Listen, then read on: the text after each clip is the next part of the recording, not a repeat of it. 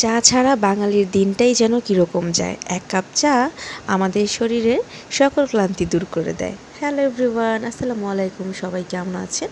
আমি তান্নি, সিলেট থেকে বলছি। যে যেখান থেকে আজকে ব্লগটা দেখছেন, আশা করি আপনারা সবাই খুব ভালো আছেন। শ্বশুরবাড়ির দিনগুলো কিন্তু খুব মাশাআল্লাহ আলহামদুলিল্লাহ খুব ভালোই যাচ্ছে আপনাদের সবার দোয়ায়। তো আমরা কিন্তু অলরেডি ঢাকায় চলে এসেছি। এইটা হচ্ছে আমাদের লাস্ট দিনের ব্লগ ছিল। তো আমরা এখন আছি সিলেটের উন্দালে।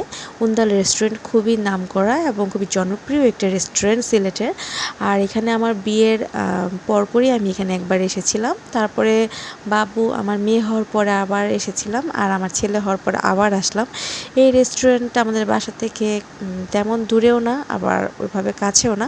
তবে রেস্টুরেন্টটা আমাদের এবং আমার পরিবারের সবার অনেক পছন্দ, তাই আবার আসলাম রেস্টুরেন্টটায়। তো আমাদের রেস্টুরেন্টের খাবার কিন্তু শেষ হয়ে গিয়েছে। এখন আমরা ছুটে চলেছি চা বাগানের উদ্দেশ্যে। এত সুন্দর ভিউ ছিল, যা দেখে একদম চোখ জুড়ানো, মন জুড়ানো অবস্থা। তো আসলে যেতে যেতে ভাবলাম একটু ভিডিও করে নিই আপনাদের জন্য। আমি তো দেখছি, সাথে আপনারাও দেখুন কীরকম লাগে।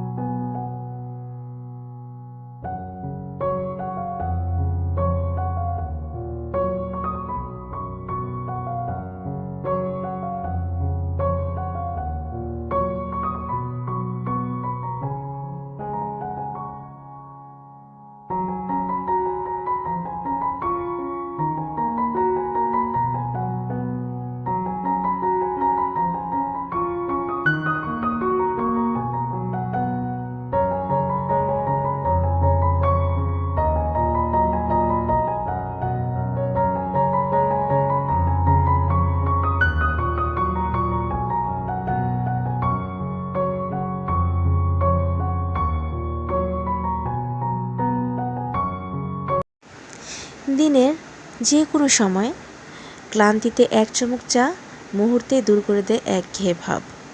বন্ধু কিংবা পরিবারের সবাই মিলে চায়ের আড্ডায় এক অনন্য সুন্দর অনুভূতি। চায়ের চল রয়েছে পৃথিবী জুড়েই। পৃথিবীতে প্রায় ৩,০০০ ধরনের চা রয়েছে। পানির পর বিশ্বজুড়ে সবচেয়ে জনপ্রিয় পানীয় হলো চা। কিংবদন্তি আছে চীনা সম্রাট সেন-নাং ২৭৩৭ খ্রিস্টপূর্বাব্দে চা আবিষ্কার করেন। বলা হয়ে থাকে তার গরম পানির বাটিতে হঠাৎ একটি বুনো গাছের পাতা এসে পড়ে এবং তিনি চা পান করেন। সেটি আমাদের বর্তমানের চা, যার হাত ধরে আর যেভাবেই চা আসুক, আমার পছন্দের পানীয় হচ্ছে চা। আর আপনার? এই জন্য চাখোর শব্দটার চেয়ে চা প্রেমী শব্দটা বেশি সুন্দর লাগে। কেমন যেন একটা ভালোবাসা মাখা শব্দ, এটা আমার কাছেই মনে হয়। আসলে আমার শ্বশুরবাড়ির পুরো এরিয়াটা এত সুন্দর, এত সুন্দর, আমি যত বলবো ততই মনে হয় কম হবে। আর এইবার কিন্তু আমি চা বাগান দেখতে আসিনি। আমার মেয়ে এবার খুব জেদ ধরছিল, কিন্তু এবার চা বাগানে যাবই দাদুর বাসায় গেলে সিলেটে। তো আসলে কি আর করার, চলে এসেছি। আর প্রচুর পরিমাণে ঈদের পর থেকেই বৃষ্টি ছিল, বের হতে পারিনি। তো আজকে যেহেতু ওয়েদার খুব ভালো ছিল, আমরা বের হয়ে গিয়েছি পরিবারের সবাই। আর আমি কখনোই কিন্তু আমার বাচ্চা, স্বামী তাদের নিয়েই বের হই না। আমি আমার দেবর, আমার শাশুড়ি মাকে নিয়েই সবসময় বের হই। আমার বিয়ের পর থেকেই, আমার বাচ্চা হওয়ার আগেই আমার এই অভ্যাসটা। আমি সবসময় সবাইকে নিয়েই ঘুরতে পছন্দ করি। আর আমি কিন্তু আগে সিলেটেই থাকতাম বিয়ের পরে। তো আগে আমি সিলেটেই জব করতাম, বিয়ের পরেই আমার শাশুড়িও জব করতো। তো সব কিছু মিলিয়ে আমার হাজব্যান্ড যখন ঢাকায় চলে এসেছে, তো ওই সূত্রেই কিন্তু ঢাকায় আমাদের থাকা।